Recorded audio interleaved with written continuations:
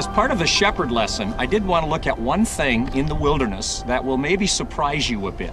Believe it or not, this is called wilderness, midbar, but it's also called green pastures.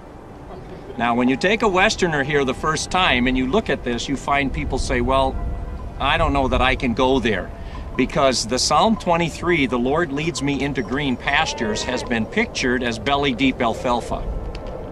Well, you haven't seen any belly-deep alfalfa. And from biblical time to today, it's rare to see a flock in the farm country. There isn't a lot of farm country in this culture, and so farmers kept the shepherds out as much as they could. Maybe they would come in a little bit after the harvest to glean what was left, but you don't want sheep where you can farm. This is the land of the shepherd. Right on the hillside across from us, you can see those grazing trails, cut there by sheep maybe as long ago as Abraham's time. They're spaced so that an animal on one path and an animal on another can reach right to the middle between them. That determines the distance, so you can graze an entire hillside. And the shepherds lead their sheep across that hillside slowly, grazing what's there. Now, you look at it from here and you say, what's there? In fact, I remember my first impression. I woke up one morning, I was sleeping out in the wilderness, and I remember waking up, watching a flock of sheep on a hillside like this, and my feeling was, what are those, rock-eating sheep? I mean, what do they eat? How can you call this green pastures? Well, the answer is, there's a small amount of moisture present here. They get a little bit of rain every year. Not much, but a little. Second, there is humidity in the air, especially in the evening breeze. Like right now, you can feel it coming from the west off the Mediterranean. There's moisture in the air.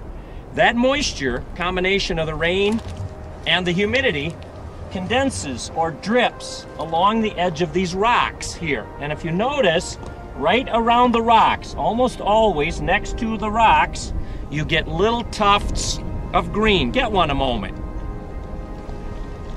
That's what we refer to as the green pastures. So the shepherd looks for a hillside. That's exactly what she was doing. Look at that flock across from us there. Just stunning. Those two shepherd girls have found a hillside that either was exposed to the wind or had that small amount of rain. And they move that flock across the hillside, and it's one mouthful here, walk a step or two, another mouthful, another mouthful, another mouthful. Now that changes the green pasture image a little bit, besides the picture changing radically.